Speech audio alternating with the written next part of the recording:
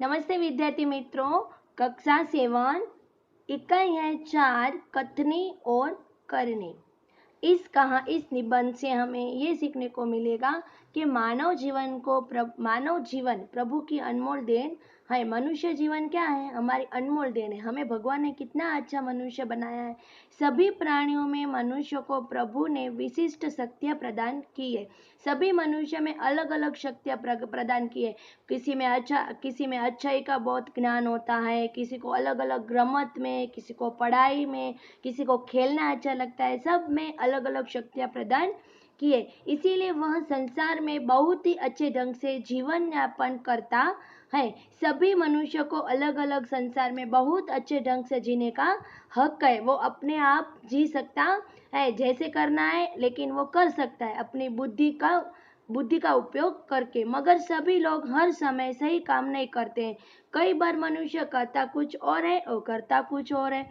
कई मनुष्य की कथनी और करने में अंतर देखने को मिलता है। कई मनुष्य का ऐसा होता है कि कहते कुछ और है, जैसे कि हम कहते हैं ना कि मैं ये कर ही दूंगा, लेकिन बोलते हैं, लेकिन पीछे से कुछ करते नहीं है। इस बात को प्रस्तुत निबंध में उजागर किया है।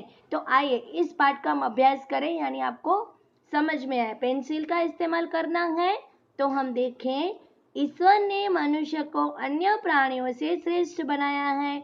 कई गुणों उसे संवारा है। इसका उसे अभिमान भी होता है। परंतु स्वयं के गुणों को खान समझने वाला व्यक्ति कई बार ऐसे कार्य करता है जिन्हें वह गलत बताता है। कथनी और करने में अंतर के ऐसे कई उदाहरण रोज देखने को आते हैं। ईश्वर ने मनुष्य को प्राणी से क्या बनाया है? श्रेष्ठ। यानी प्राणी में ऐसी बुद्धि नहीं होती है जैसी इस मनुष्य में भगवान ने बनाई है। श्रेष्ठ यानी कि उत्तम। कई गुणों से, हमारे में जो गुण होते हैं, अच्छे गुण होते हैं, किसी में बुरे गुण होते हैं, और इसका उसे अभिमान होता है। अभिमान यानी कि अपना खुद का हम जो बोलते हैं अभिमान, यानी हमारा खुद का स्वाभिमान होता है। जो स्वयं के गुणों को खान समझ, जैसे हम बहुत बुद्धिजीवी होते हैं तो खुद को अभिमान होता है, जैसे मैं बहुत होशियार हूँ। लेकिन कई बार ऐसे होशियार व्यक्ति भी ऐसे कार्य करते हैं गलत। जैसे कुछ लिखा होता है, उस पर कुछ चलते भी नहीं है। अंतर यानी कि किसी की विशेषताओं पर कई उदाहरण रोज देखने में आते हैं। उसी अंतर यानी कि हमें कुछ विशेषताएं बताते हैं, उससे बोलते हैं। लेकिन देखिए, ये जो आदमी है, इधर उसने फूल लगा रहा है। बारिश का मौसम था, इसीलिए उसने सोचा कि चलो ना मैं कुछ फूल लगा दूं। और फिर उसने ऐसे भी लिखा है, फूल तोड़ना मना है। जैसे हम कहीं भी जाते हैं तो कई जगह पे लिखा होता है कि यहाँ पे थूकना मना है या चंपल उतारना मना है। इसी तरह उसने भी ऐसे नोटिस बोर्ड लगाया है। तो बस्ती के बीच सरकार ने पार्क बनाने की जगह छोड़ रखी थी। बरसात के मौसम में मोहल्ले के एक सज्जन को उसमें फूलों के पौधों लगाने की सूझी। बात अच्छी थी। वे कहीं से पौधे लाए, कतार से उन्होंने रोपा, देखभाल की, पौधों से बड़े हो गए। कुछ दिनों बाद फूल खिलने लगे, पार्क अच्छा लगने लगा। मोहल्ले के लोग सुबह शाम पार्क में टहलने लगे।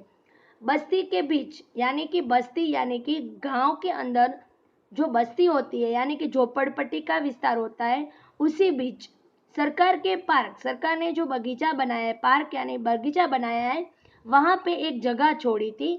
तो बरसात का मौसम था। मोहल्ला यानी कि गली में एक आदमी, सज्जन यानी कि एक आदमी को, अच्छे आदमी को फूलों के पौधे लगाने की सूझी। जैसे हम भी सोचते हैं कि चलो ना, यहाँ पे कुछ जगह पड़ी है तो हम भी फूलों लगाए, अच्छा काम करें। कुछ अच्छी बात तो थी उनके लिए, लेकिन उसने पौधे लगाए और कतार यानी कि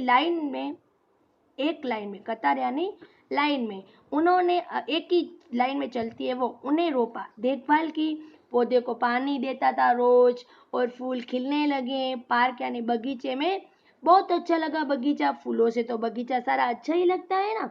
तो सुबह शाम यानी कि सवेरे, और शाम को यानी कि सांझ बोलते हैं जिसको हम, और शाम यानी कि सुबह और शाम एक ऑपोजिट हो गया है, जिसको हम ऑपोजिट में भी ले सकते हैं विलोम शब्द में, सुबह तो शाम।